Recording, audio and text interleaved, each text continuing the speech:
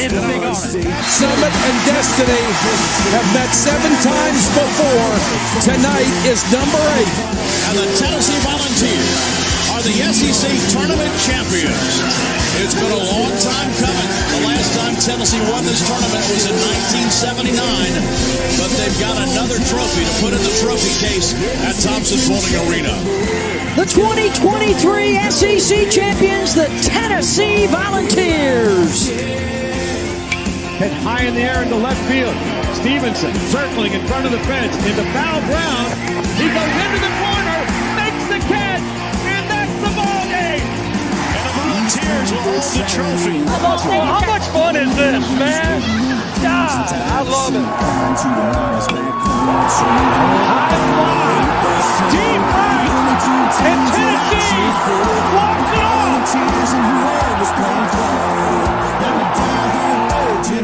The 2-2 to Denton.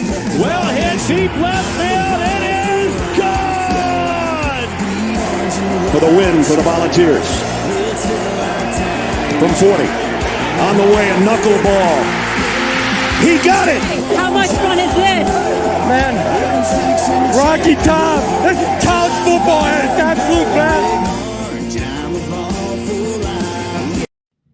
This is college athletics at its absolute best. Welcome into the Vol Fanatic Show. My name is Skylar Michael. How are we doing today? We're doing pretty good, man. I did a little bit of sweeping in this room here yesterday, and I'm looking to do some more today. So, man, okay. it's been a good week so far, man. How about for you, man? It's been a good week. It's been a much-needed week because, as you know, stakes are getting pretty high here in the title races for both softball and baseball. So the fact that Tennessee and the Lady Vol so far have been getting it done has been a much-needed scenario here. But before we get into all of that, I would like to give our presenting sponsor a shout-out here at Chris Smith Insurance.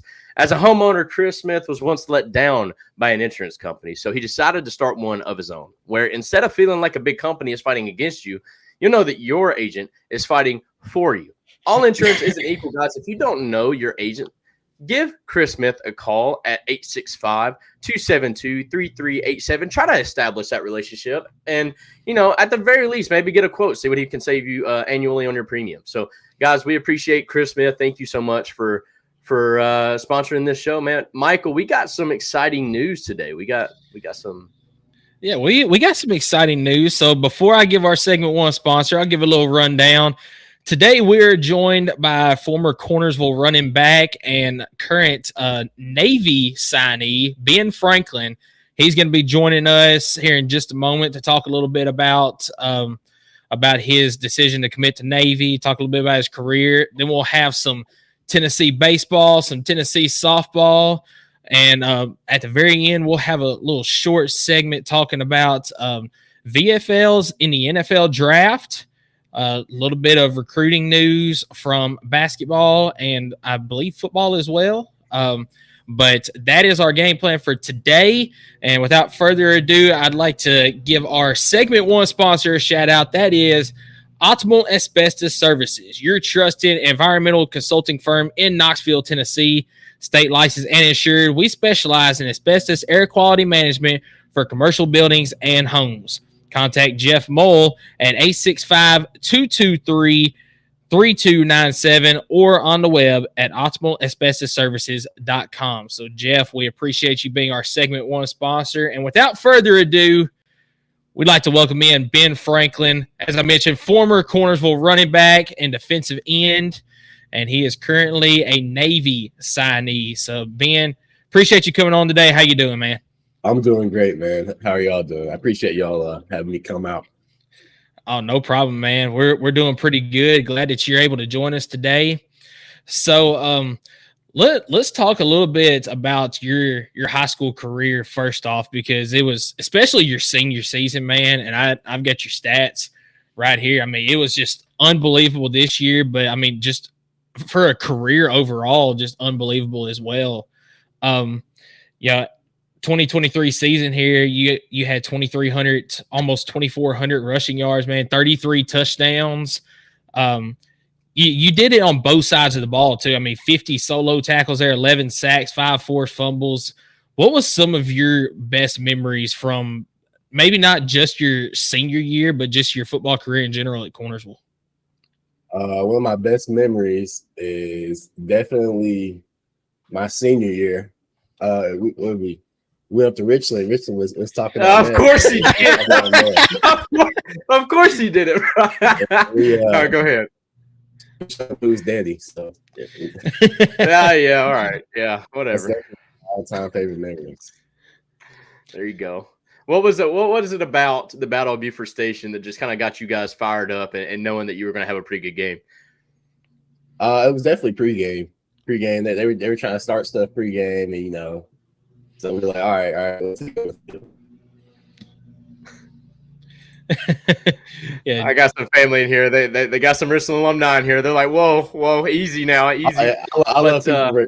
I got family in Richland. I got cousins there, so there you go. No, absolutely. It's small town. Cornersville, Pulaski, Linville, and all that. I mean, it's very much small town feel. Everybody kind of knows everybody. But alluding to Cornersville and your career there, what season for you was it? Freshman? Like, what year was it that you played and you were like, yeah, I got game? I've never really thought about it like that. I feel like it just came a little easier my sophomore year. I got to get a little bit more playing time, and that helped me, further develop the way I was supposed to. Yeah, and it helped that being single A, you were always a little bit bigger than everybody else too. So it was definitely a size difference. But not just that, but people probably look at you and they're like, okay, this guy's a bigger guy. But me, I had the absolute pleasure of being the PA announcer all 4 years of your high school career. And what people don't realize until they watch you play is once you break outside, there's nobody that can catch you. You've got breakaway speed as well. Yeah, you really start striding once you break the line of scrimmage. If you even stop for a second, you're gonna get caught. You gotta get on there as soon as you pass it. Yeah, got you. Well, man, go ahead. Well, I was gonna say one of my favorite memories watching you, and over on the right side of the screen, we've got the game there. Was the game where you literally scored every touchdown in the game. You broke the school record for touchdowns in a game with 7, 365 yards rushing in that game, also a school record. That same night, you just so happened to break the single season record for rushing yards, and that was in game 6, I think. So you still had 4 games to go after that. So that was probably my all-time favorite memory watching you play. What was going through your mind that night, and was it just the way the game plan was, or did you just feel like you had the ability to take over in that game? I feel like, it was a shootout, man. So if we didn't score, we're gonna lose because it was just back to back. So I feel like somebody had to score. No, that's right. I ain't care who it was. Somebody had to do it. We got a few folks tuning in and watching it, and we appreciate you guys tuning in. The Ohio podcast, one of our good friends here at the College Huddle, he tunes in and he says, "How many Division I offers did you have? Did you receive any offers from Army and Air Force as well? And if so, why did you choose Navy?" Okay, so I could have received an offer from Army, but I forgot to text him back. Decision was made. Let me check my Twitter real fast. There you go. Well, I remember. So we started this podcast off in September, maybe even August, right before it was the last weekend of August. Yeah, and I remember that was kind of like when you really. I mean, obviously it was your senior year. You knew you had some high expectations going for you. There wasn't a weekend that went by we got on the show and he wasn't talking about Ben Franklin. This guy, you got to see who he is. You got to look him up. He's got another 4-touchdown game, and that's something that me, even though I didn't go to Cornersville, I still know what that town's about. I still know what that area is about. And to see a star like you come up from there, and now you're going to be able to take your talents out to Navy. It speaks a lot, not just for you, but also for the people in Cornersville. Yeah, I always rep it everywhere I go, man. I'm a big believer in it's not where you're from, it's where you at, man. I feel like everybody at the same place has the same ability, and they can do no matter where they're from. Dang right. Yeah. Dang absolutely. right. I like that. Well, I tell you what, let's talk a little bit more about not necessarily just Cornersville, but let's talk about Navy. Let's talk about why Navy. What was I guess that attractive factor that Navy brought to you? So I went before I committed all the way. I went up there during the summer and for an unofficial visit during the summertime. They took me around the campus and everything. It's in Annapolis, Maryland. It's about an hour and a half flight. And their linebackers coach came and recruited me. His name is Ricky Brown. He's a really good guy. He played in the NFL. He played with Ray Lewis whenever they won Sheesh. Bowl. Okay. Yeah, so from what I was looking at, I feel like I'd really get a chance to play because there's only like one dude in my position right now, and he's a senior. So linebacker is what they recruited you for then? Yeah, it's their Raider position. It's outside linebacker / DN combo.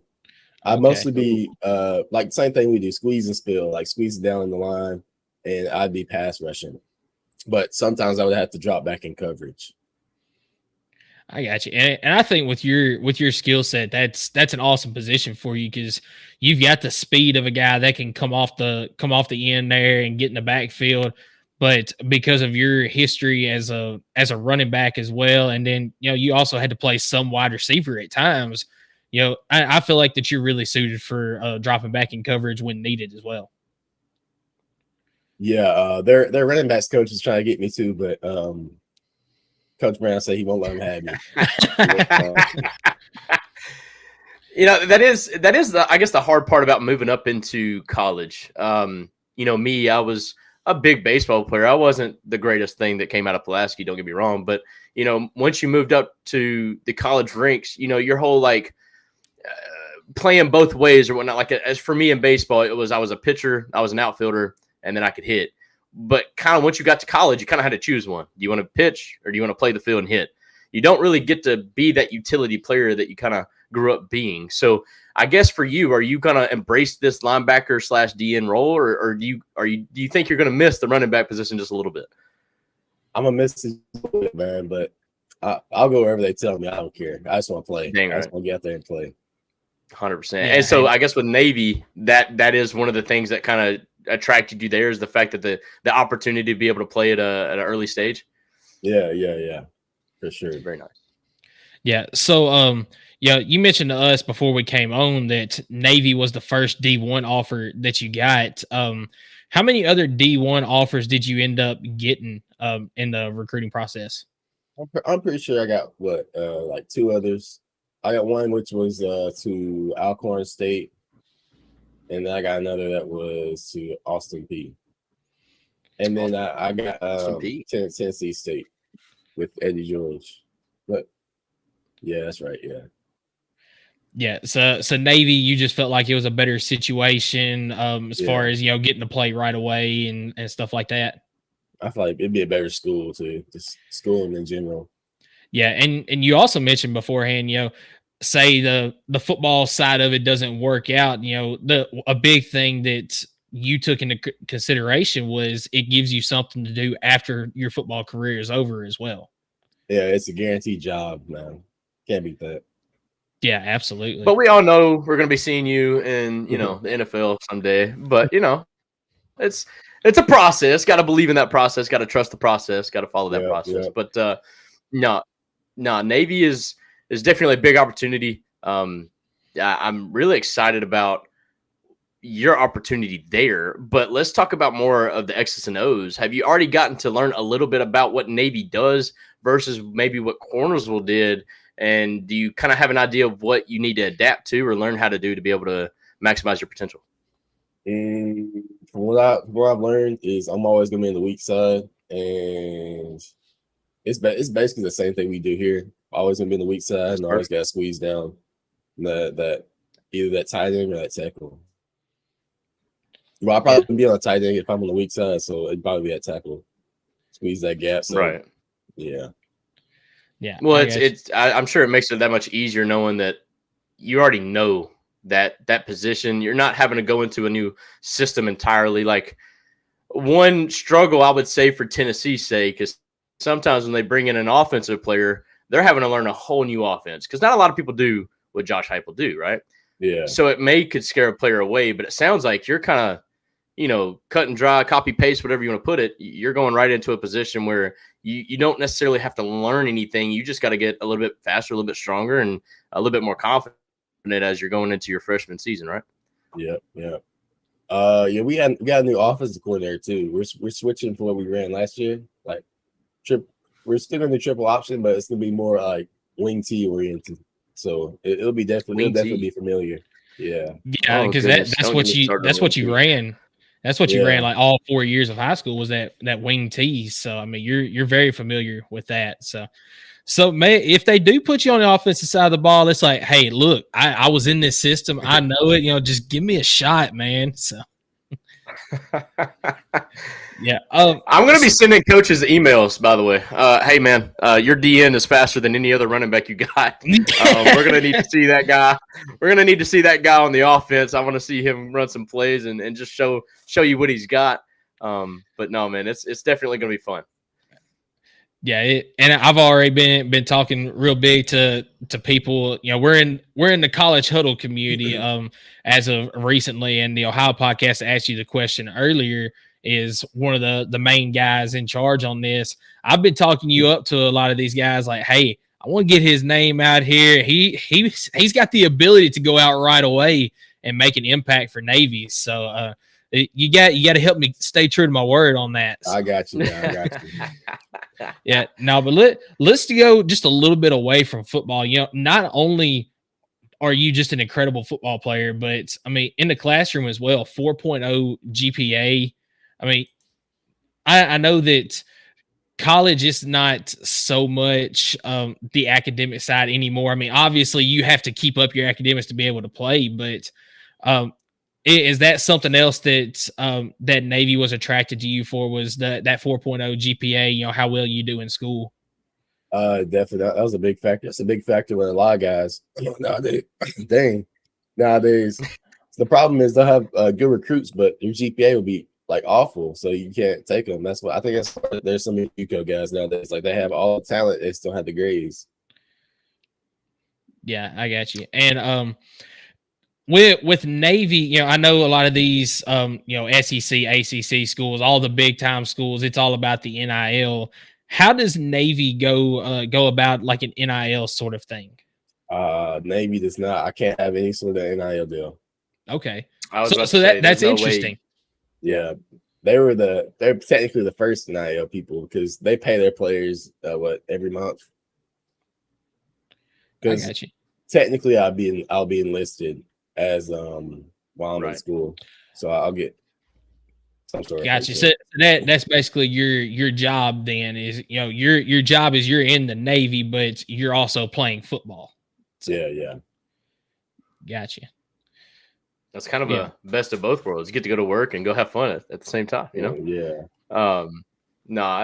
So I got to ask a little bit about Navy as well, going kind of back to football. You got to be excited about that one rivalry game at the end of the year where everybody's getting to watch that game, right? The Army-Navy game. Oh, you already know it, man. Yeah. And it's always played in like an NFL stadium, so that's even better.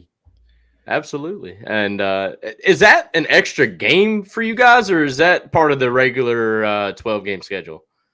All right, so if like something crazy happens and we play Army in the championship game for our conference, then we'll play them there, and then we'll play them at the Army-Navy game again. Right. Gotcha. Yeah, so that's a possibility, but we won't play each other in the regular season. I got you. Yeah, because the Army-Navy game is like its own. I mean, that's its own little thing. Yeah, it's not necessarily a bowl game, but it's the Army-Navy game. I mean, I can't remember the history on that game, but Navy doesn't lose often to Army, do they? Not often. I think here recently. I don't know for sure. I just know you get cool uniforms every Army-Navy game. Yeah, that's what it's all about, right? The cool uniforms. They're all hard. Get the sweetest helmets. That's right. I think last year was like a submarine helmet. One year they had one. Yeah, they had one with the battleship like painted on. I thought that was the coolest thing ever. Like the carrier, the carrier ship painted onto the Navy helmet. I thought that was pretty awesome. And I think you're gonna be dripped out, right? That's always, man. always. My favorite, I think, has to be the NASA helmets. They had like NASA and stuff painted on there. Oh yeah. Those helmets were really sweet too. Because the head coach, Coach Newberry, he has all of them in his office, just sitting on like a shelf. Gotcha. Well, going back to the recruiting process again, I've heard some recruits talk about how, you don't really get attached to a head coach. You're more recruited by that assistant coach, that position group that you're going to be playing for. So was that a big selling factor as well for Navy? Was your linebackers coach there? Yeah, my linebackers coach, and it was the assistant coach. He was a good guy, man. I forgot his name now, but he left his assistant coach job to be the head coach at Carson Newman. Okay. Yeah. So that I was like, dang, man, because he showed me all around everywhere, but that's part of the process. Colleges go through coaches like nothing. So you can't really get attached to a coach. Yeah, like the school. You'll be disappointed. I got you. Do you like now? I'm not saying that this is going to be in your future, but do you kind of like the fact that the transfer portal has made it a little bit easier because of the fact that you just mentioned a college coach? They get about 3 to 4 years, and if they're not making any progress, they're pretty much gone. Which almost every time as a kid getting recruited, that 3 to 4 years is going to end in your tenure and the fact that you're going to go through multiple coaches.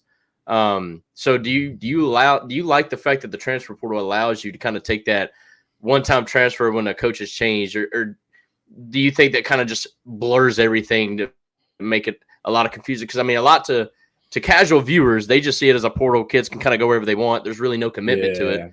But how do you kind of view that thing?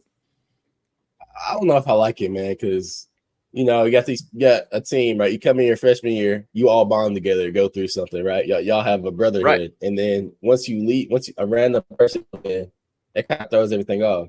You know what I'm saying? Yeah. So I believe in sticking with somewhere and finishing it.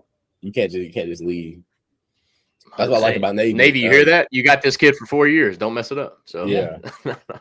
They don't do the no. Loyalty goes a big way, though, right?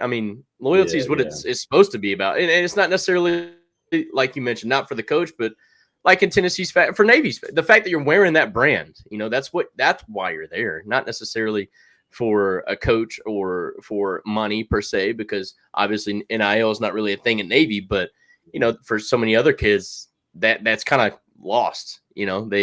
They don't really care what brand they wear as long as they're making some money, which I get it. It's NFL stands for not for long in my dictionary. So, you go get that money. You go get that money when you can. But at the same time, if you're in a good situation, why swap for just a couple more thousand or whatnot?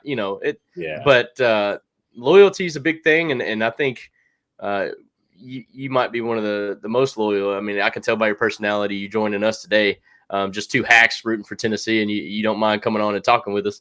No. I think Navy. No, I think Navy's getting a good one, man. I think they know that, and I think you know that. Yeah, and in fairness, Skylar, he came on because of me. So there it is, Steve. No, I'm just. I think somebody needs to be humbled out here. Yeah, just a little bit, but no, it was actually crazy how we came about being able to do this. So I believe it was a Sunday afternoon after we had gotten done with the podcast. My wife and I went up to Sam's Club in Cool Springs, and craziest place to run into Ben. Just ran into him and started talking a little bit, and I mentioned something about the podcast. I said, "Hey, man, would you want to come on with us sometime? Just tell a little bit about the process." And he said, "Absolutely, I'd love to. We'll plan something out." So it's great that. We still got baseball and softball going on, but we got a little bit of a down period where, we can have a guest on to talk about this. So. No, absolutely. One last question for me, man. Throughout the whole recruiting process, the visits and whatnot, did you have a visit that was like a close second? Like as if Navy wasn't your decision, did you have a visit that you really had a good time at and you could see yourself playing there? Definitely Vanderbilt, man. I want a lot of visits up there. Yeah. They got a real nice place. And, So, what about Vanderbilt made you think, well, maybe this isn't the best place for me, and then of course ultimately you chose Navy. What about that visit maybe kind of turned you away from them? Definitely they wouldn't give me anything, man. They was trying to make me be a walk-on, so I was like, I ain't doing that when I already have a full ride.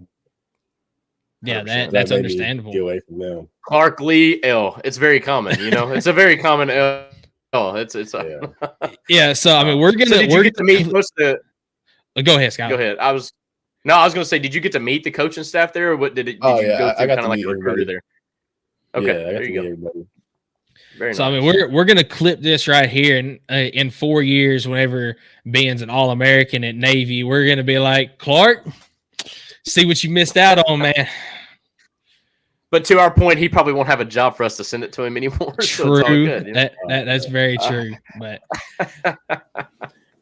yeah, No, so man, Ben, appreciate you so much for joining us, man. And it's been a hell of a career so far, and I'm honored to be able to talk alongside you before you go and pursue your career at Navy in the college ranks, man. We're very excited about what a local product can do out of Cornersville and go tear it up in the Navy.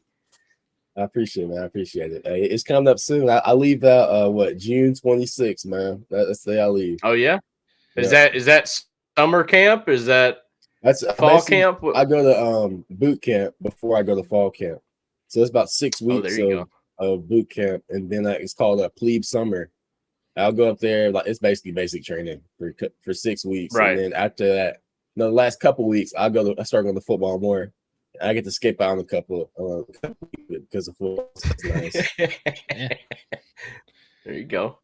Yeah, that's awesome, man. But yeah, I mentioned earlier, had the privilege of being a PA announcer for you for all 4 years of your high school career. But I mean, it goes past that. I got to watch you from youth football Division III here at Cornersville Middle School, and even from that age group, it was everybody talking about this kid is going to be special at someday. And then you had your bumps and bruises, freshman year, a little bit of sophomore year of high school, but then hitting the weight room, building up a little bit, and you ended up being a Mr. Football finalist your senior year. You should have won it, by the way. So just throw that out there. But no, it's been awesome just watching you grow up, play the game of football at Cornersville. It's been a privilege to be able to watch you, and man, I can't wait to watch you at the next level too.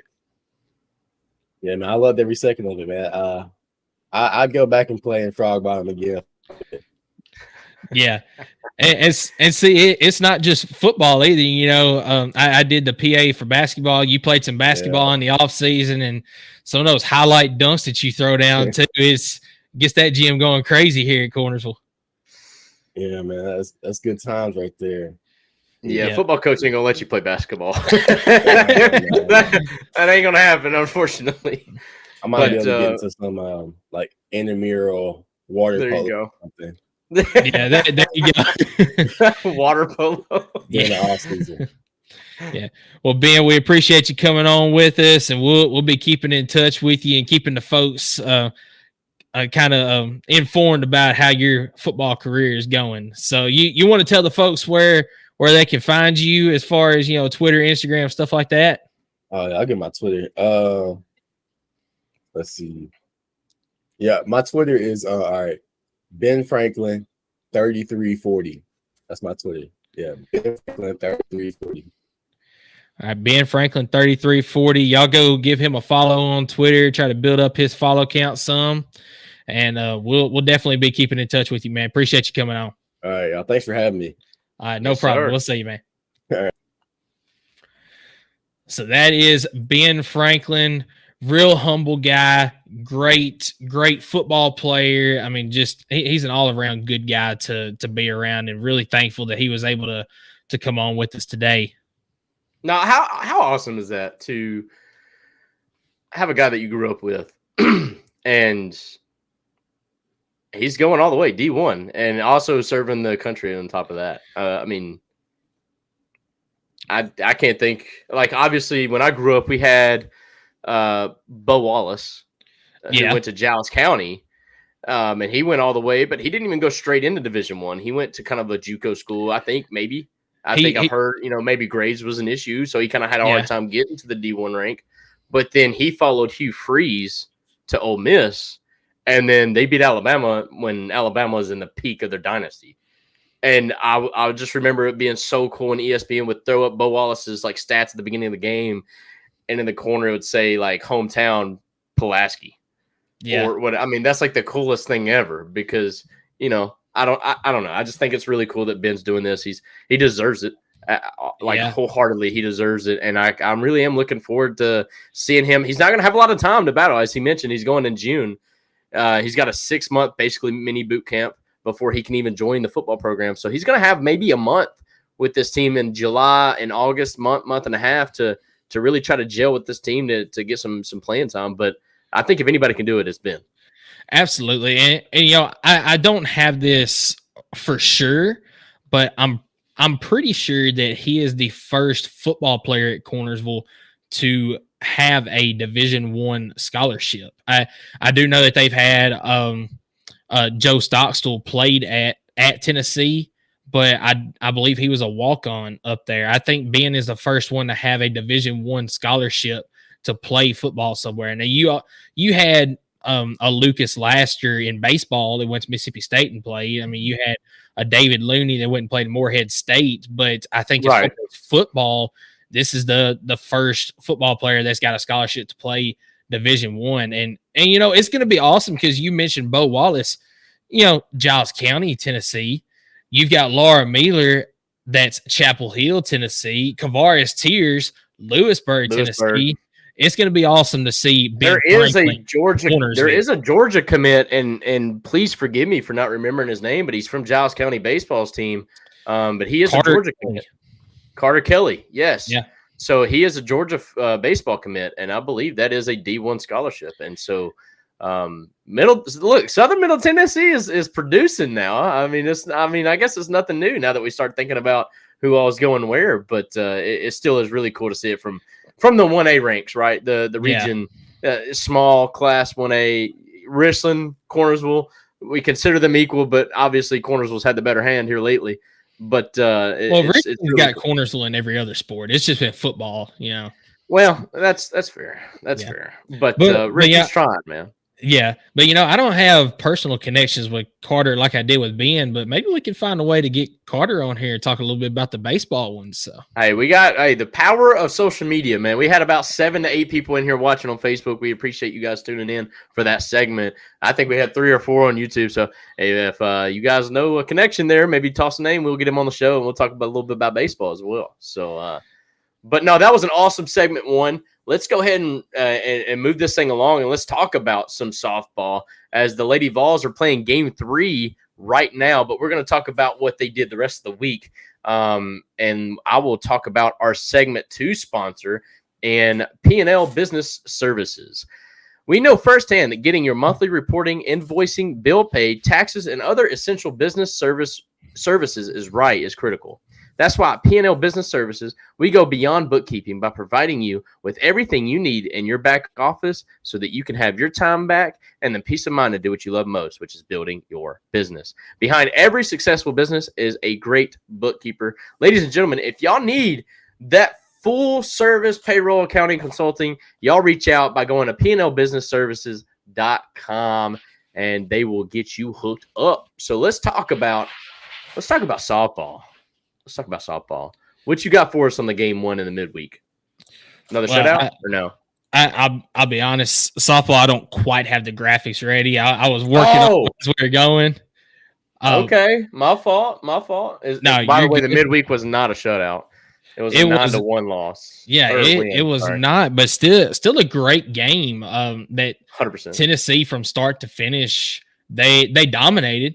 But they did allow a run in the 5th inning as Tennessee gets the 9-1 victory over Belmont in this series. Kiki Malloy had herself a good day, going 3 for 4 from the plate. Zeta Pooney was 2 for 4. McKenna Gibson 2 for 4. Riley West 1 for 2. Taylor Panel 1 for 1. Taylor Panel 1 for 2. Katie Taylor, 1 for 1 with a homer. Homer in that one. Was it Brockenbrough? Brockenbrough got a homer as well. That was cool to see because they started pinch hitting. Yeah, it was 2 of them, and they were coming in pitch hitting home runs, and to see that was really cool to see how excited the ladies were to celebrate with their teammates that don't get a lot of playing time, but in this situation got to go in there and then make the most of that opportunity. That was really cool to see. You kind of seen that with the baseball team as well in the game 1 against Missouri. We'll talk about that later, but no, it was really cool to see those ladies come in and make the most of their opportunity. Yeah, it was awesome. It was the first midweek game that Tennessee has had in a month. Something like that. It's been a minute. Yeah, it's been a minute, which we were okay with that because obviously Kiki Malloy was kind of battling injury there about a month ago. And I'm like, hey, maybe not having a midweek is perfect because it allows our ladies kind of get, healthy and juice back up because like we always talked about, the beginning of the season was weird. There was a lot of baseball games. It was a lot of away baseball games. And a lot of them got canceled or pushed back to where you had to play a bunch of double headers, which can kind of take a toll on the team, especially when you're at the beginning of the season. Toward the end of the season, you're prepared for that. You're ready for tournament ball. You're going to be playing multiple games during the day, but doing it that early, that often, kind of, I think bumps and bruises are going to happen. And so not having those midweek games allowed our ladies to get healthy, which, by the way, even having a bump or a bruise there hasn't slowed this Lady Vols softball team down one bit. They've been able to rock and roll, and they did it again against Belmont, which is obviously what you wanted to do, a 9-1 win. But really what it does is it just kind of helps solidify not necessarily a winning streak. They're on one right now, but, kind of keep things moving forward. And as you see right there, 9-1 win, and they started early, right? And that's what you want to see. I'll tell you what, and we'll talk about this as we get into this weekend as we battled it off against Alabama. But Peyton Gottschall and oh my goodness, no Carlin blank on Pickens. this. Thank you, Carlin Pickens. Just the 1-2 punch that just keeps giving. It has been a great thing to see, and Kiki Malloy getting back on track because she's kind of struggled a little bit since her injury. But 3 for 4 with a home run and a double, three RBIs, 2 runs. Just a dominant performance by your Lady Vols. Yeah, and something that kind of goes outside of the softball aspect of it, but a shout out to Ralph Weekly, who in this game was recognized for I forget what exactly it was, but it's some sort of like veteran award he was recognized for. So big shout out to him for that. Of course, Coach Karen Weekly's husband, who was her co-head coach for many, many years. Ralph decided to give it up a few years ago, but Karen Weekly on Twitter was very appreciative of the support that Vol Nation gave him for that award there. No, that's awesome. Definitely appreciate that. And just a couple of numbers before we move on, but obviously Kiki Malloy, 3 for 4. Zeta Pooney, 2 for 4 day with 2 RBIs. McKenna Gibson, Boo Gibson, 2 for 4 day as well with an RBI. Riley West went 1 for 2, so a solid day there. Taylor Panel, 1 for 2. Katie Taylor with that pinch hit, 1 for 1. I believe that was a home run as well. Big day. And then you had Jamison Brockenbrough, 1 for 1 day with also another home run. Laura Mealer, a 1 for 2 day, as that rounds out the, I believe, 13 total hits that the Lady Vols had against Belmont. Yeah, so just an awesome day from the Lady Vols against Belmont, leading into the weekend series with Alabama going down to Tuscaloosa and picking up a 5-0 win in game 1. What are some of your thoughts from this one, Skylar? Yeah, my thoughts initially was, oh my goodness, another shutout. It's crazy. And so I started counting, brother. I went all the way to the top of that schedule, and I just started counting one by one. And I got up to 18. This was the 18th shutout victory for the Lady Vols. That, I believe, is on pace for more than half of their wins on the season have been shutouts overall, which is that's a testament to, as I was saying, Carlin Pickens and Peyton Gottschall, just their dominance on the mound, and then also the defense behind them. Very minimum, mistakes, very minimum errors. They really which I will go ahead and say this, Laura Mueller filling in at shortstop. I say filling in. She's earned that spot now. She is playing some of the best defense I've seen out of that position here in quite some time. And so not only having that good pitching, but even as a struggling opposing offense, when they finally do get that hit, but then the defense makes a crazy play to kind of help back up their pitcher, that has just got to be a gutless feeling if you're the opponent, because even when you do get the hit against the really good pitching, you don't get any reward for it. But no, Tennessee, Lady Vol is doing exactly what they need to do against Alabama.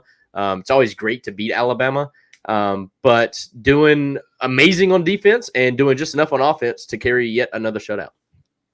Yeah, absolutely. And, this is a game that could have been a lot worse than it really was as far as the scoreboard goes, because I know, for instance, there was one point in this game where it was kind of weird. There was a pop-up in foul ground with Laura Mueller on third, Kiki Malloy on second. And Laura Mueller, of course, as soon as a pitch happens, you're able to kind of take off a little bit. So she did that, and as she's trying to get back to the bag, the third baseman for Alabama is coming the other way.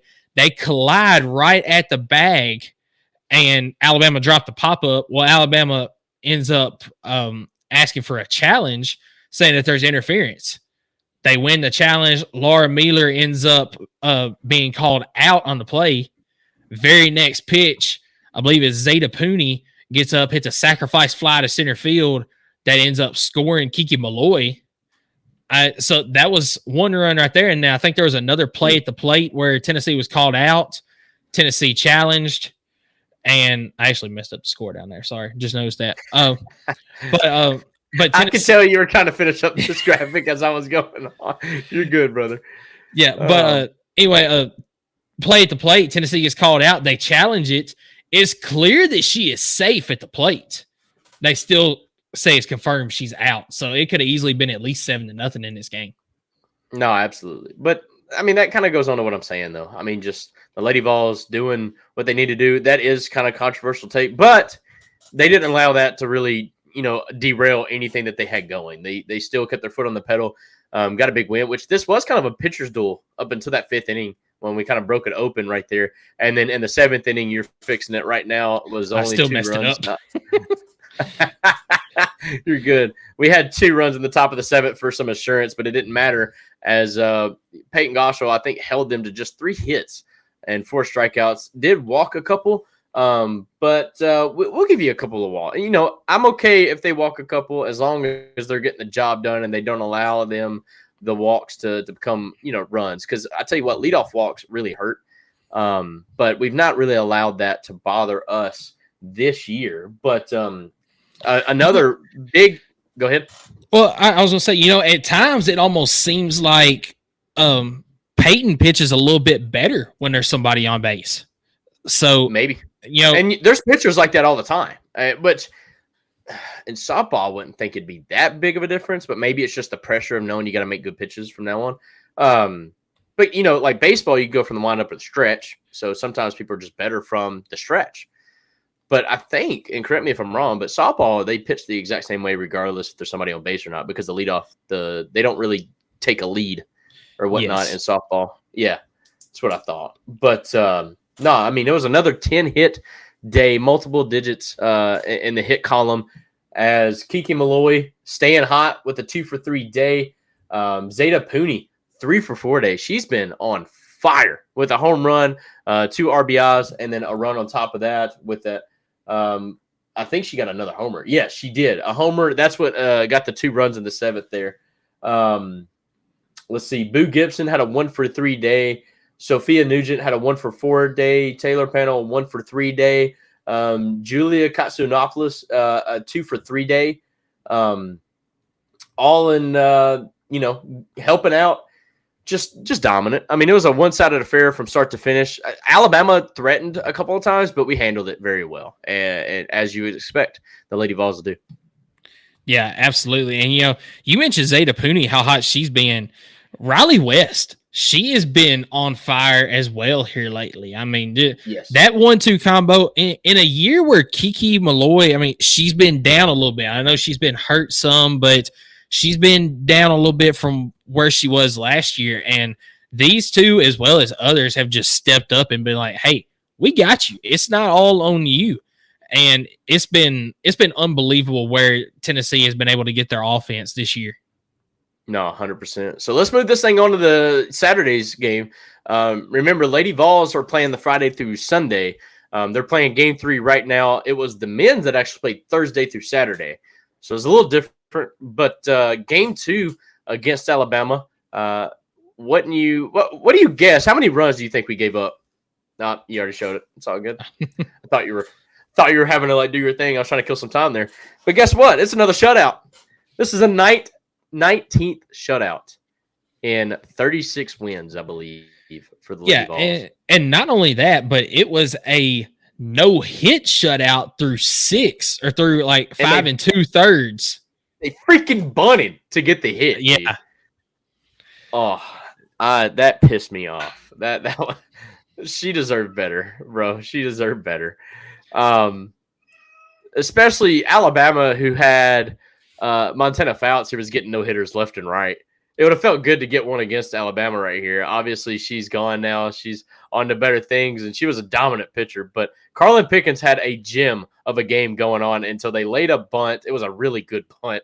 But that was the lone hit that Alabama had against the Lady Vols. Now, as I'm saying, that Laura Mueller had some insane plays from the shortstop position that helped with this no-hitter, including, I think, the very last out in the game was just a gem of a defensive play as she kind of slid, spun, threw a dart, and that ended the game. And I mean, obviously the pitching's been great, but the defense behind the pitching as well is what really drains these offenses that we're playing.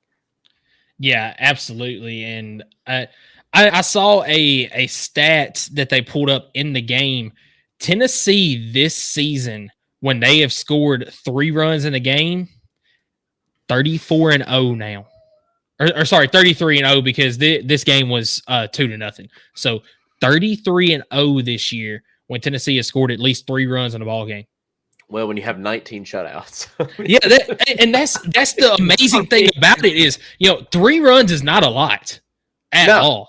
And when you are unbeaten so far this year when scoring only 3 runs, that's a testament to how good your pitching and defense is. It's just insane, the numbers that Tennessee softball is putting up right now. And it almost scares me.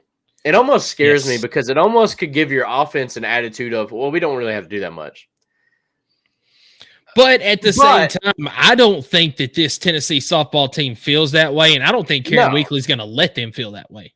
No shot. Because they've given up 6 runs before. They've given up 9 runs before in the most unlikely fashion. So, I mean, it's not like this team's undefeated or anything. They've got, I think, 8 losses. I think 4 or 5 in the SEC. So, I mean, they have lost several. But I'll tell you what, it's hard to sweep in this league. And the Lady Vols have set themselves up in a perfect position to do just that. As I got to give credit to Alabama's pitcher, though. This was very much a pitcher's duel for quite some time. Brisky, I think is how you say her last name. I could be completely wrong on that. Brisky, something like that. Yeah, but she pitched all 7 innings. She had 2 strikeouts. She did give up the one earned run. But she pitched her heart out. And, unfortunately came up a little bit short. But I think in any other situation, you only give up 2 runs. You expect your offense to score some runs because you got to score to win, right? But unfortunately, Carlin Pickens just had other plans. And so Lady Vols got a big win. We did manufacture 7 hits in this one. As you were talking about, Riley West, a 2-for-3 day with an RBI and a run. Yeah, she had a solo home run in the game.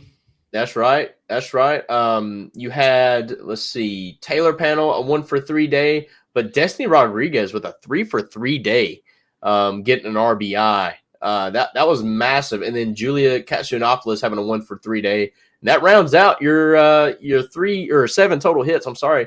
The 2 players have been very, you expect to see at the top of that list is Zeta Pooney and Kiki Malloy, and they had offers that night. But it's okay because the teammates picked them up. Yeah, and even Boo Gibson, who, Boo is just, she is that You're player 1, 2, and 3. constant. Yeah.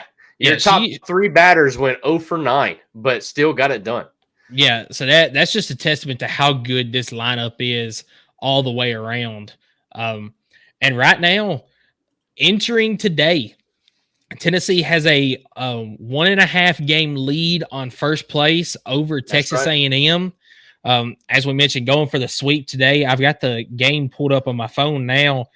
It is 0-0 entering the top of the 4th. Right now, it is a pitcher's duel. Tennessee only has 1 hit. Alabama only has 2 hits. So one's probably a bunt.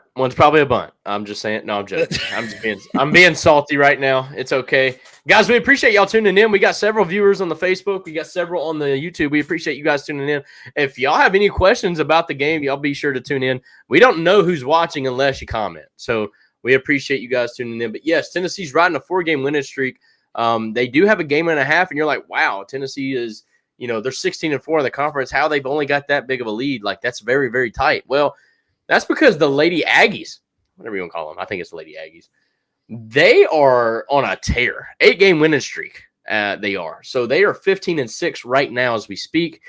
Lady Vols, they're going to have to fight to the very end. Now, obviously, after today, there's only going to be 3 games left because there's only 1 series left before they get into the tournament. But, no, Tennessee Lady Vols really need to buckle down. I know they've been doing a great job all year, but they cannot slip up in the last weekend and allow Texas A&M to kind of snag one away.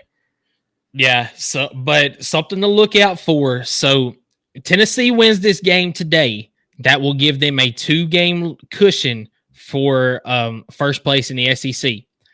Next weekend, who is it that they play? It's Kentucky, and Kentucky is 8-12. They are sitting at like 11th place. So they have a really favorable end of this season to kind of lock down the SEC championship, but it is not on lock yet. They still got some work to do. Yeah, so if Tennessee wins today's game, they need to win 1 game against Kentucky to clinch at least a share of the SEC title. But if you win today and then you win next week's series, you outright win the SEC. So, and if you lose today, you really need to sweep Kentucky. Yes, absolutely. But pretty much either way, it's looking good for the Lady Vols to go back-to-back SEC regular season titles. And let's do that, and let's get back-to-back SEC tournament titles as well. Let's just sweep that right there. I mean, what a job Karen Weekly has done. And we said it at the very beginning of the season as we were kind of wrapping up the basketball discussion. And I'm like, hey, like, Karen Weekly has this juggernaut rolling. Like, everybody's talking about Oklahoma because of the tear they've been on, and rightfully so. Everybody's talking about Florida State, and rightfully so. That's who we lost to last year. But I think people have kind of not necessarily been sleeping on Tennessee, but I just don't think that they've been really getting the love that they really deserve this year, as they have been tearing it up. And I knew that they were going to. They weren't going to settle for anything less this year. Karen Weekly is in the exact position she wanted to be in. She's got 2 aces with a third that is not that bad. And she's got an offense that can kind of score top to bottom. Obviously the top of the lineup's not been giving you what you really want here lately, but I'm okay with that because hopefully that's going to come as we get into tournament ball, and they're going to come around and get hot at the right time. So. Yeah, and this is a year where Tennessee feels like that they can go out and win the whole thing because Oklahoma has showed that yes, they are still an awesome team. They're still probably the best overall team in the nation, but they've shown this year that they can get beat. I mean, Texas beat them 2-3 earlier this year in a series, which is why Texas is sitting number 1 in the nation right now. Tennessee beat that same Texas team earlier this year. So right. Tennessee feels like that they have got the ability to win the whole thing this year. And I really feel like they can too. You talking about Texas, Oklahoma. Is that not crazy? Baseball, SEC holds like 4 of the top 5 seeds. I think it's the top 4. I think they hold literally 4 of the top 4 seeds in baseball. But, after this year, Texas, Oklahoma comes in. You're telling me in softball, they could be holding pretty much the same amount. You got Texas, Oklahoma, Tennessee, all right there in the top 3, 4, 5. It's pretty wild how dominant the SEC is about to be in every sport. So when you add in Texas and Oklahoma, I believe that let's see, it's 14 of the 15 teams would make the tournament sitting here today in softball because, of course, Vanderbilt does not have a softball team. And I think Ole Miss would be out right now for softball. But 14. Dude, I forgot all about Vanderbilt not having a softball team, which is mind-boggling with how good their men's baseball team always is. Yeah. So, but Title IX, love it. Well, see, that's a question I have. How is it that that Vanderbilt does not have a softball team? Because you would figure with that Title IX, if you've got a spring baseball team. They probably have gymnastics. Tennessee doesn't have a gymnastics team. So they probably have gymnastics or something. I don't know. Don't hold me to this. I'm just saying, like, you just have to have the same amount of sports for ladies as you do for men's. So they get to kind of choose how they do that. But for a lot of programs, they don't have gymnastics or whatever. I think, what is it? Swim teams, of course. I don't know. It's weird how they split it up. I don't think Tennessee, for instance, doesn't have a men's soccer team. So it's like it's just weird how they split it up, and they have their own choice to do that. But it is kind of crazy that Vanderbilt's the only SEC school to not have a softball team. Like, you would think you would kind of follow suit in that. But yeah, especially with it being one of the big five, I guess you would say, sports. Yeah. You would figure that they would have one, but yeah, that's crazy. But yeah, Tennessee, they went 1-2-3 in the top of the fourth, so Alabama is up to bat now. I'll keep you updated on that as we go along. But if you don't have anything else, let's move right on to our baseball segment. And that segment 3 is sponsored by Kaizen Painting. Do you want a colorful life? Kaizen is a painting and drywall company that provides residential, commercial, exterior, and interior services. At Kaizen Painting, we understand the importance of a beautifully painted home and properly installed and repaired drywall. We're here to bring your vision to life. We care about providing you with a personalized, efficient, and quality service. If you live in Knoxville and surroundings, contact us for a free estimate, KaizenPainting.com. Color your life the Kaizen way. So we appreciate you very much for being our third segment sponsor. And with that, the baseball team had a perfect week this past week, starting with midweek game against Western Carolina, where they took care of business 12-4. Billy Bonds. Yeah, Billy Amick, man. He was. We had Christian Moore last week. This week was Billy Amick, man, just on a tear. No, he's on a tear. Billy Amick's 2 home run games here this week have been pretty nice to see, honestly, from a guy who took a couple of weeks off from an appendix. No appendix now. He came back and obviously hit the home run in his first pitch back, and he just hasn't slowed down. I mean, I truly think if Billy Amick doesn't get hurt in that 2-week stretch, he could be fighting SEMO for most home runs in the season. He could be. Charlie Condon's had him in a hell of a season, but I'm saying, like, Billy Amick could be in that conversation, 100%. Well, here's the crazy thing. Sorry to cut you off. Here's the crazy thing. So Christian Moore is having a type of year that should be winning him hardware, but because of guys like Jack Caglione at Florida and Charlie Condon at Georgia, he's kind of been an afterthought almost. But he's having that type of year that on any normal year, he would be holding up some kind of hardware at the end of the year for, National Player of the Year, or at least like best hitter. I'm not sure what all the awards are in college baseball, but he's going to be holding up hardware at the end of the year. It's going to be the hardware that everybody wants. The national title. So, but yeah, I mean, because those other guys on those other teams, they don't really have a shot. Tennessee's got a shot to win it all. But I was just going on the individual awards there. Normal year. Yeah, I know, but let's just say Tennessee has the season that they're wanting to have, and I think they're going to have it. I think you ask any player on that team, hey, would you rather win the national, the World Series? Would you rather win the College World Series or be the best batter in college baseball? Yeah, I think 10 out of 10 would say they'd rather win a World Series. So, it is tough. It sucks, but I don't think Christian Moore is going into a game mad at Charlie Condon every game, knowing that he's not getting all the love, because he is. I think, honestly, it might make his life a little bit easier not having that pressure on him of knowing that he's, top of the SEC or whatever. But yeah, absolutely. But either way, this game right here was start to finish. Had one bad inning pitching change, whatever, it is what it is. But other than that, they ran with it as they should have, and it was a big win for Tennessee ball. Yeah, and this is another night where you're able to get a lot of bats in there. You got some defensive substitutions as well. Got some guys getting some time.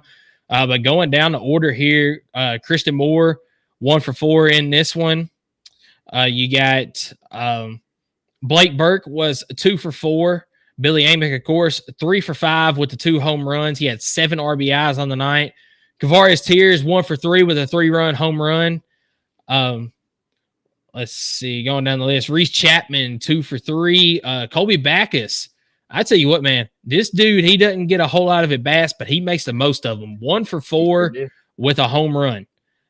Cannon Peebles was 1 for 3 in this one with a double. But you got to get guys like Ariel Antigua out there getting some time at short. They actually replaced Dean Curley early in the game to get Antigua in there. You did get, I think Colby Backus might have got some time in the outfield in this game, but I mean, you got different guys out there being able to get some time, which is the most important thing for a midweek game.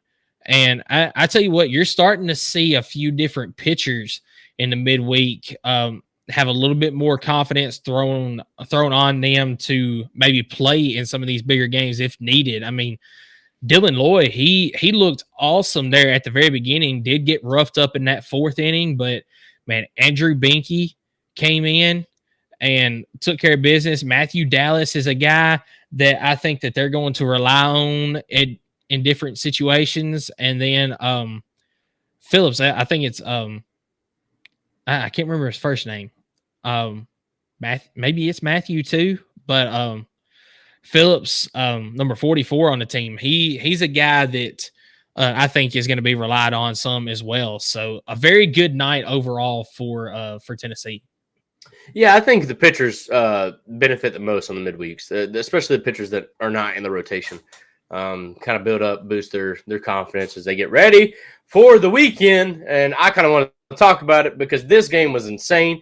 I was there in person. Tennessee takes game 1 against Missouri, 10-1, in which I just want to throw this out there before you look at it and you laugh the way I did. Not a single run in this game was scored. Yeah. Unless it was a home run. Yeah. All right. Let me read this to you. In the first inning, this was awesome because I kind of called it. I was like, yeah, he's just going to pop off right here. I did not expect him to do it, but he did. Whatever. Simo continues his hot streak of batting with a home run in the first inning. All right. Kyle Stark, a home run in the second inning, which was a 3-run shot, by the way. And then you had Billy Amick join the party in the second round of the lineup in the third inning as he hit a solo shot. Hunter Inslee homered to right field. I believe that was just a solo shot as well. Yeah. And then you had Billy Amick for the second time. Again, 2-home run game for Billy Amick. He homered to left field. That was a 3-run home run once again as Reese Chapman and Simo scored. Missouri finally gets on the board in the 7th, and it was a solo home run. And then Cannon Peebles hits a homer to right center, and that one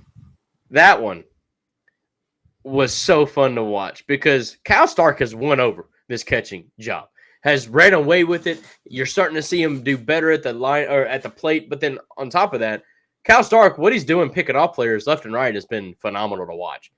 So Cannon Peebles not had the season that he thought he was going to have, but after he hit that home run, which I believe it was his first one of the season, Kyle Stark was the first person to jump up and chest bump him when he came to the dugout.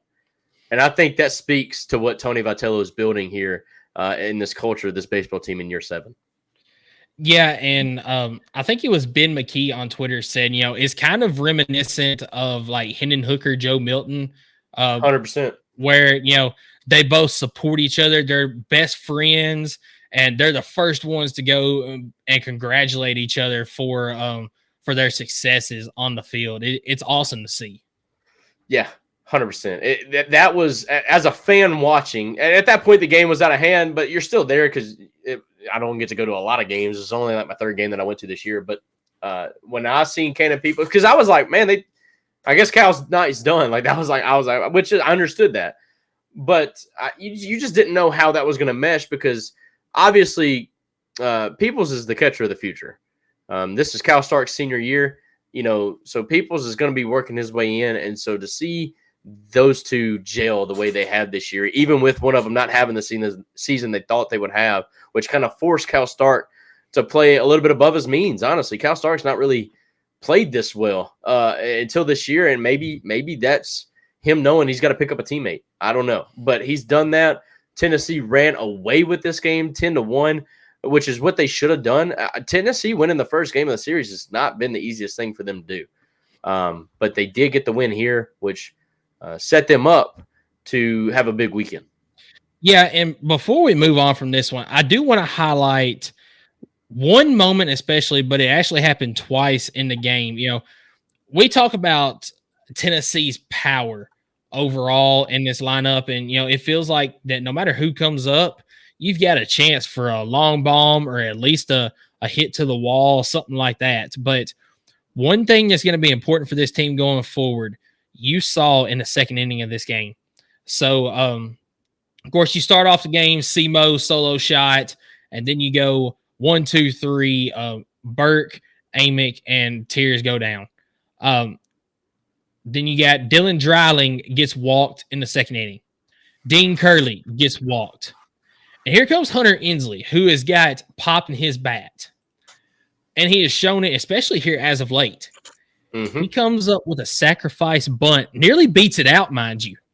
But comes up, gets a sack bunt, moves the runners over, and all that leads to is a Cal Stark 3-run home run later in the inning. I mean, when you can have a team with this much power but can also play a little bit of small ball, as I think it was Dean Curley later in the game, also did a sacrifice bunt. It wasn't the best one in the world, but it did the job. He got up later in the game with a sack bunt. I mean, when you've got a team that can also do that is selfless enough to do that, that's the type team that can win games deep in the tournament. Because some fans will say, sorry to cut you out, some fans will say, well, does that not smack you in the face that you sack bunted and then had a home run when you could have had the opportunity to have 3 guys bases loaded? Which, yes, maybe. But at the same time, doing the sack bunt takes away and eliminates the option of a double play. Yes. So, that could have also been a possibility is they hit a grounder, in which Missouri was kind of good at this weekend, was getting double plays.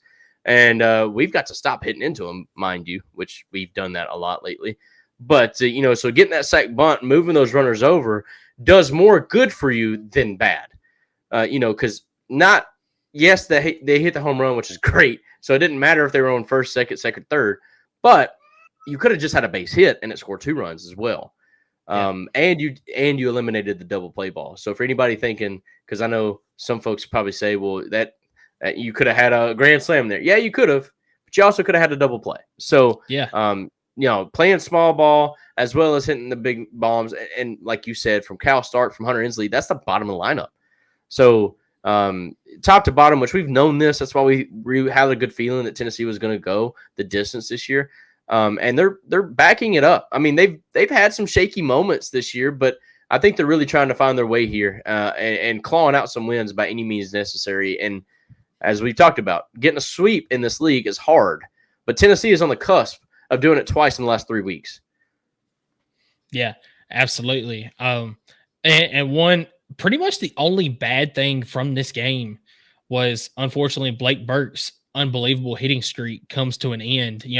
Broke the program record. He had the longest hitting streak in the nation at the time, and he didn't look comfortable from the plate most of the night. He had a couple of hard hit balls, but he didn't look like the Blake Burke we've seen this year. He kind of looked shades of the Blake Burke from last year, chasing some pitches, almost like he was pressing to keep that hitting streak going. And unfortunately, I mean, we moved to game 2 of the series. He gets another offer in this game as well. But Tennessee comes up with a 3-2 win in this game to finish off another series win. That makes, was that 5 straight or 6 straight series wins now?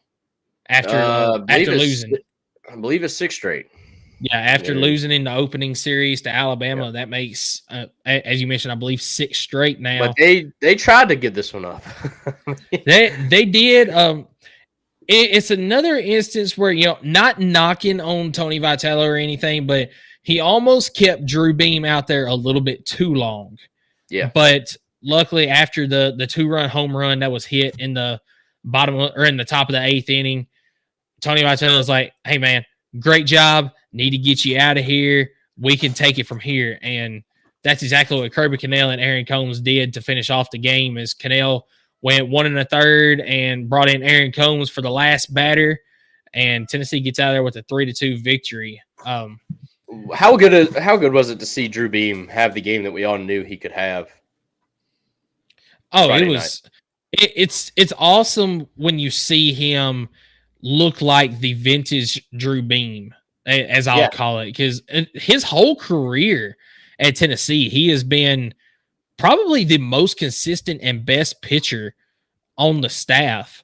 And this year he's gotten roughed up a little bit, but to see him come out there and be the Drew Beam that we've seen in the past, it's awesome. Yeah, he went all the way into the 8th inning. So he pitched 7.1 is what the stats say, but he, only gave up 6 hits. He did give up 2 earned runs. He only walked 1 batter as he struck out 8. And that's the vintage Drew Beam that we were talking about, that just kind of dominant. And, can't score against him. He's kind of making every pitch work. Now, he did get in trouble right there in the 8th inning. But I do think, like you mentioned, he was 106 pitches in by the time he got pulled. I think that was Tony Vitello. Maybe he had a shutout going. So him and Drew Beam, obviously, he's probably allowing Drew Beam to kind of call his shots because he's earned that level of respect and whatnot. But that was one of those situations where, hey, man, your pitch count's getting a little high up there. Maybe it's let's pass the torch. But that's a learning moment. It is what it is. And Tennessee had 3 runs, which giving up that home run is unfortunate because that really is just a one-pitch mistake. Obviously, you got the 1 guy on base, which is what it is. But overall, Tennessee got the win and the series clinch, which was massive for the Tennessee because obviously they're chasing the title for the regular season. Kentucky's kind of held it down in the East. You got Arkansas, A&M battling out in the West. And with this win now, actually I think it's with the next win, as if I didn't just give it away, but Tennessee did go on to win Game 3 to get the series sweep, which is their second sweep in the last 3 series, which is really good to see because it's, like I said, it's hard to get a sweep here in this league. But, with these 3 games, getting it over with on Saturday, like me and you were watching Kentucky, South Carolina, I'm sure today, it's really tightened up this race for first place. I think as of right now, Kentucky holds a 1.5 game lead over us for first place. And all 4 teams are within 1.5 games of each other. So you got 4 teams, which are the top 4 in the nation, of course, and they're all battling it out for the regular season championship with 2 weekends to go here in baseball. But we'll be watching that Kentucky-South Carolina game, and unfortunately I will have to be rooting for South Carolina. But no, this has been a fun one. Tennessee clinched up the series, exactly what you need to do. But once again, offense wasn't really there in this game, which has kind of been frustrating. We got a 3 spot in the first, which was great, but then just kind of couldn't put it together after that, which is really unlike this Tennessee offense. Yeah, it is, but I got to give credit to Missouri's pitcher, Rustad. Interesting thing about this game, so he wasn't even down to pitch Game 3. Their Game 3 starter actually got sick at some point Friday night, I think, or some point on Friday, and he wasn't able to pitch. So Rustad, he steps in, has a fantastic performance after giving up those 3 runs to Tennessee. At one point, he had retired 10 straight Tennessee batters between the 2nd and the 5th innings.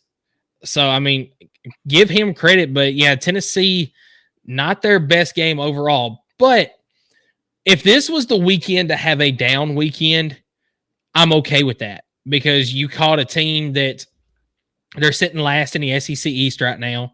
They're on the cusp of possibly not even making the SEC tournament. You still get the sweep, but you don't play your best. That's a learning moment going forward in this brutal stretch, or in this brutal ending stretch of the season. Because let me just tell you, I tested you a time or two in this game, and I'm like, man, Tennessee's not playing good. And no. Missouri had a lot of base running mistakes in this game that Tennessee took advantage of. Shout out to Cal Stark. Yeah, Cal Stark, Dean Curley. Yeah. Just some different mistakes that Missouri made, which credit to them. They were playing aggressive. They're like, look, we're going to play aggressive, and if that gets us beat, so what? What do we have to lose at this point? But they kind of towed that line and went over the line of being a little too aggressive, and it cost them in this game. Yeah, absolutely. Well, it's unfortunate, but as a Tennessee fan, it is nice to know that you played one of your worst games. I wouldn't say worst, but it was not a good game offensively, and you still managed to come away with a win. And then especially, I was just sitting here looking. I watched the game, but it's hard to remember all these stats. But from the 4th to the 7th inning, 8th inning, from the 4th to the 8th inning, Missouri had a base runner. We could not get a 3-up, 3-down inning, which I've told you weeks in a row now. That's kind of been a struggle for Tennessee is to go 3-up, 3-down on the defense and get your offense right back on the field. So Missouri had opportunities, and they did score there in the 5th inning. But Tennessee is very fortunate that this thing didn't kind of go the other way and force them to get a couple more runs because Missouri had chances. But shout out to Nate Snead. I think it was Nate Snead coming in. He did really good as well as Kirby Cannell. Yeah, I mean, you had Xander Sechrist start the game. He goes 4 innings. Then you bring in Nate Snead. He went 1 2/3, and he held his own out there. Only gave up 2 hits. Brought in Aaron Combs for an inning and a third. Struggled a little bit, but still only gave up 1 hit. And then bring in the man, the myth, the legend, Kirby Cannell to pitch the last 2 innings and just shut the door on Missouri's chances in this game. You finally got Blake Burke back on the board with a hit in this game. I mean, you had Christian Moore go 2 for 4 in the game. Blake Burke 1 for 4. Billy Ament did go 0 for in this game, but he's had a hot week, so I mean we'll give him a pass on that. Kavaris Tears 2 for 4 with a double in the game. Dean Curley 1 for 4. Reese Chapman 1 for 2 in the game, and another guy that I really want to see kind of pick it up a little bit is Dylan Dreiling. The last few games he hasn't played too well, so really love to see him get some at-bats in the midweek this next week and try to get some confidence going for next weekend's contest against Florida, I believe. That's right. And I misspoke earlier. We got 3 more weeks in the baseball. I forget that baseball's 2 weeks behind softball, not just 1 week. So that's my fault there. But just a curveball for you because I was looking at the schedule as Tennessee moves forward here. Tennessee plays 2 of their final 3 weekends, 3 of their final 4, I guess I should say, is a Thursday through Saturday weekend. Are you okay with that, or do you like the typical Friday through Sunday? All right. So for the podcast sake, I love the Thursday through Saturday stuff. 100%. But 100%. I will say I do like having the Sunday games. It gives me something, when we're on this or even afterwards, it gives me something I can sit down and watch and root for a little bit. But, at the same time, Tennessee has struggled on those weekend series in at least one of the games. And I feel like after listening to Tony Vitello in a couple of interviews this week, he feels like they're more focused on the Thursday through Saturdays. So you know what? Give me more of those. Yeah, 100%. And I guess that's a good thing that they happen because we play Florida after the midweek against Lipscomb, which Lipscomb could bite you. So we need to stay focused for that midweek. I think we lost to Lipscomb last year in a wood bat tournament, I believe. 2 years ago. No, that was Tennessee Tech, actually.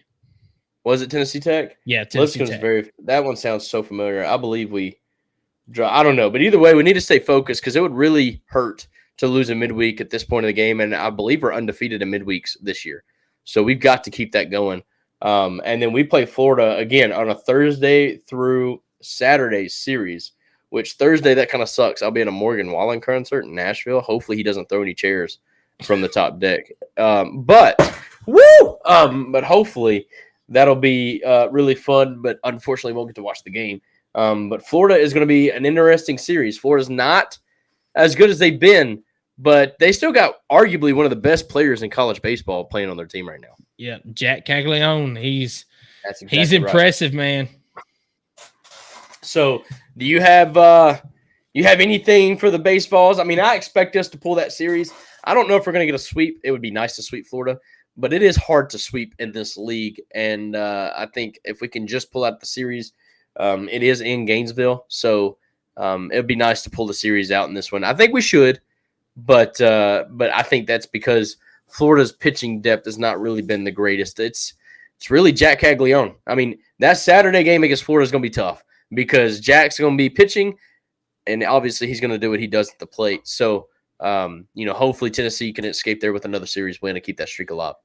Yeah, I agree. It is the series is in Gainesville, so I'm not expecting a sweep. I'm expecting to just go 2 for 3 in that one. Same thing with Vanderbilt the week after. That one's in Nashville. Although Tennessee that is their second home stadium. So I might expect a sweep in that one before you welcome in South Carolina in the last week of the season. I'm really expecting 2 out of 3 in each of those games. I'm not going in expecting a sweep, although a sweep would be awesome. But you can't go in expecting a sweep each weekend in the SEC. I mean, you mentioned it a little bit earlier. Kentucky right now has got the number 1 spot in the SEC East. It's Kentucky and Tennessee right now. In the East, Tennessee is a game and a half behind, really hoping for South Carolina to take game 3 today. And then it's a 2-team race out west as well. Arkansas sitting at a game ahead of Texas A&M, so it's going to be a tight race down the stretch here for the SEC regular season title. 100%. 100%. So I guess without further ado, let's move this thing on to, I guess, our final segment. Is that right? Yeah, we'll just add it on to the end here of segment. That's right. 3. My fault. So Tennessee, obviously the NFL draft, VFLs to the NFL, and for the second year in a row, we had a quarterback get drafted. 6th round. Yep. So shout out to Joe Milton going to the New England Patriots. If that's not familiar with the New England Patriots picking a quarterback in the 6th round, I'm joking. I don't think he's going to be that next Tom Brady. But if he is, I would be all for it because that dude's got more haters than Beyonce's country album. Anyways, man, but no, the big one, I think the biggest shock to me was Jalen Wright falling to the 4th round, going to Miami Dolphins. But I love that spot for Jalen Wright going to the Dolphins. I think that they can find a place for him in that offense, and I think he's going to be a weapon for Tua Tagovailoa and what's their coach's name down there? The nerd guy. Yeah, no, I don't know. I know it, but you put me on the spot, and I suck on the spot. Yeah, but I think that he's going to draw some Daniel, stuff up. Something Daniels, ain't it? Yeah, something Daniels. I can't remember his Mike McDaniels. That's his name. Mike McDaniels. There we go. Mike McDaniels. I was like, I know it's, but anyways, yeah, I think you're right on that though. I think him sharing the room with Devon A-Chain and there's another one. But it'll be a good trio of backs there and they're fast backs. I know they'll be very quick along with Tyreek Hill. Man, I'll tell you what, Miami is putting together one fast team. And the one good thing about Jalen Wright is he is fast, but he also isn't afraid to lay the wood. I think he's a little bit more of your physical back rather than your twitchy, easily to get tripped type back. That is not Jalen Wright. Jalen Wright's hard to bring down. So that'll add a little bit to Miami Dolphins. I think Jalen Wright does have an opportunity to change the game immediately. I think he's going to be on the field pretty quick, pretty early. And so I am pretty excited about that. But the third draft pick, Kamal Hadden going Kansas City. I was actually surprised he dropped too. I thought Kamal Hadden was a 4th to 5th round pick, but I think maybe the injury had a little bit to do with that. But either way, in what was a really, I would even say, I mean, it was a down year for Tennessee, but to still find 2 offensive draft picks and a defensive draft pick, although they were late in the draft, I think that still speaks to the volumes of what Josh Heupel is building, not to mention the 8 others that got signed as a free agent. And we'll get to those here in just a second, but yeah, you talked about New England taking quarterbacks in the 6th round. What about Kansas City taking Tennessee secondary players? I mean, one of the greatest of all time, Eric Berry. I think that this is a good spot for Kamal Hadden as well. You go into a contender, a team that needs a little bit of help in the secondary, especially at corner. I think that this is a great spot for Kamal Hadden, and I think he's got a chance to make an impact right away in Kansas City. And going back to Joe Milton, they took Drake May with the number 1 pick. New England did, and yeah, but I think. Do you not think that he has an opportunity to actually compete with Drake May? I think he does, because and I really think May was a 3rd overall pick or whatever, but I really think that it's only those 2 guys, because you've got, I believe it's Jacoby Brissett or Brissett. I think it's maybe it's Bailey Zappi. But yeah, I mean, it is. I think they drafted Joe Milton, I think, in hopes to be the 2nd string. But I would venture to say that for the NFL's purposes, I think Joe Milton has a chance to at least push it. I mean, I don't know. But if he can learn to drop the ball down a little bit and maybe make some play, because Joe Milton's a pocket passer. Yep. That dude can scramble. I get that, but that's not what we've seen all year long. He was a pocket passer. If the play wasn't there, the play wasn't there. So, it's just one of those things where if they can teach him to kind of take the check down a little bit more often, maybe he does have an opportunity. I don't think to start this next year, but maybe within a year or 2. Yeah, I agree with you there. But, you mentioned the undrafted free agent, or the undrafted players being signed by teams. Tennessee had 8 of them, and I believe there's talks of a 9th, and I will talk about that as soon as we get done. Yeah, I need to give a shout out to Luke Jackson here from Facebook who put this on here. So Aaron Beasley goes to the Seahawks, gets signed by the Seahawks coming out. Gabe Jeudy-Lally staying in state with the Titans. The Titans took 2 Tennessee players signing them. We'll get to the other one here in just a minute. Jalen McCullough going out west with the LA Chargers, meeting back up with Byron Young. D. Williams going with Aaron Beasley to Seattle. I think that's going to be a great spot for D. Williams, and I think he's got a chance right away to come in as a return man, especially with the new return or special teams rules this year on the kickoffs and stuff. I think that D. Williams can make an impact right away there. McAllen Castle's going to the Eagles. I was a little bit surprised that he didn't get drafted in the 7th round after the numbers he put up in his pro day. But either way, he gets signed here by the Eagles. Ramel Keaton to the Raiders. And if he shows out up there, I think that he can step onto the field in year 1 and make some moves as well. I hate it for Ramel, man. He took a massive step back in his super senior year, but I still think that kid's good. Seeing what he did alongside Jalen Hyatt 2 years ago, I really do believe. I don't know what happened this year. Maybe it was a quarterback change. I don't know. He changed numbers. He should have kept number 80. So maybe that's what it was. But either way, I think Ramel Keaton does have a future in the NFL, and I think he has a chance to shine at the Raiders. Yep, I agree. And then Jacob Warren. Good for the local product out of Farragut. That a boy. Yeah, he's going up to New England with Joe Milton. I think that he's got a chance to get a roster spot as well, just with his knowledge of the game. He wasn't. Well, he's a great pass protector. He's a great run blocker, and he does have hands. I mean, there was a stat that, like, I think for 8 games this year, every time he was targeted, he caught the ball. Yeah. So he is a sure-handed tight end, something New England Patriots would like to have. Yep, absolutely.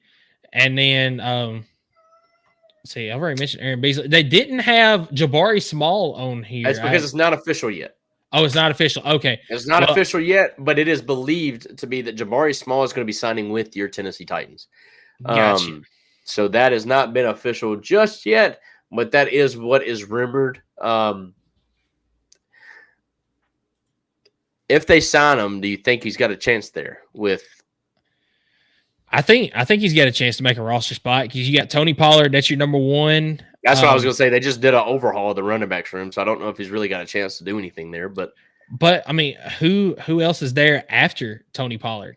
Tony Pollard, you had Spears, who was the number 1 back pretty much because Derrick Henry wasn't. So you got Tajay Spears, Tony Pollard. I guess you could argue that he would be the number 4 back. There's another 3 that I'm blanking out on, but he ran quite a bit alongside Tajay Spears. But either way, I guess he could make it maybe for the number 4 spot. Maybe. I don't know, but I just don't know how deep NFL goes. Obviously, I think they probably have 3 or 4 on the sidelines during a game, and then you're going to have your practice squad in case you need to call up somebody, But, who knows? I believe in Jabari Small. I think he's a good back. I don't know if Tennessee Titans is the right spot for him. That's fair. I do think that he can make a roster spot, or at least 100%. He's definitely going to be on a practice squad somewhere. And I think that there is a spot out there for him as a 2nd or 3rd string back. I think he's just got to prove his worth out there and just go from there. But switching gears a little bit from the NFL draft, Tennessee picked up another football commitment this past week in Rodarius Jackson, wide receiver from Memphis. He is a 3-star prospect that committed on Monday. So another big pickup in the class of 2025 that puts Tennessee at number 14 overall in the class of 2025. That's that kid, I think, is going to be something special. He's a very highly rated 3-star. So once again, I thought he was a 4-star, honestly. I think he is on some sites, but you're going to see a lot of Tennessee signees as 3-stars, and it's not like your typical 3-star that's like an 82 or an 85 average. These kids are like 88, 89, rated. So they're very high. They're really close, and I honestly, truly believe you're going to see maybe 3 or 4 of these signees go from a 3 to 4-star after the reevaluation period. And I believe in that. Maybe a small case of Tennessee's evaluations and how good they are. Maybe not on par with some of the other folks, but I think Tennessee is seeing the potential in what these kids have, and they're going ahead and getting them in the boat so that way when their recruiting stock goes up, when their ranking stock goes up, they're already in the boat, which is only going to make this recruiting class look even better. So Rodarius Jackson is going to be a very fine player here at Tennessee. Yeah, absolutely. And then switching gears to Tennessee basketball, they pick up a transfer commit this past week in 6'11" senior from Ohio State, Felix Okpara. He is a 4-star prospect. JR, how we feeling? Eric, how we feeling? Yeah, absolutely. He's not the greatest player out there, but he's the type player that Tennessee needs. He's that physical presence down low. I believe he averaged, 8 points a game last year for Ohio State. 5 or 6 rebounds. I think it was 6.6 for rebounds and points, but I could be wrong. I think I just seen that through a scrolling, so I don't know if I'm exactly right on that. But I think you're right. But like you alluded to, it's a position of need and a position of need that we're going to need some depth at, because I'm starting to lose faith that Toby Awaka's coming back. I thought he was coming back as soon as Adu hit the portal. It's not looking like that. Or I thought maybe we would already had an answer by now. So Rick Barnes, credit to him. He's got to do what he's got to do to fill out this roster. It's exactly what he did when Triple J kind of weighed his options at the end of last year. Rick Barnes didn't wait around. He went and got some guys. I mean, he can't He can't risk somebody having a backup plan and then leaving us high and dry. If that doesn't work out, they don't come back, So Rick Barnes still has to find a way to fill out this roster. So that's what he's doing. And Tobe Awaka is going to be one of those players that if you come back, great, but now you're going to still have to fight for starting position or playing time. So I think that may be why Tobe Awaka may not end up back in the boat, which sucks. Yeah, and still haven't heard anything for sure yet, but Tennessee is also looking at the guy from Charlotte, Igor Milichik. He is crystal balled to Tennessee, but still nothing confirmed from him yet. But that would be another huge pickup as he is he's a really good player. It'd be awesome to have him at Tennessee, but we will keep you guys posted on that. And then moving to the Lady Vol side of things to close us out. We mentioned last week you get transfer from what was it? Syracuse? I can't remember right now. But it was Alyssa Latham was who they brought in. She was an all freshman team. Yeah, it was Syracuse. Yeah, I think you're right. Yeah. Yeah. Alyssa Latham signed from Syracuse. She was ACC all freshman team last year. Then they go and pick up Lazaria Spearman. Didn't get a chance to do a whole lot of research on her, but she is from Miami, and she committed and signed with the Vols this past week. So she is and some size and some defense. That's for sure. Yes, 6'4" forward from Miami. That's a big pickup. Oh yeah. I mean, she's going to work. She's getting the team, that she needs to have to be competitive this year. Like I said, this ain't a rebuilding season. This is going to be not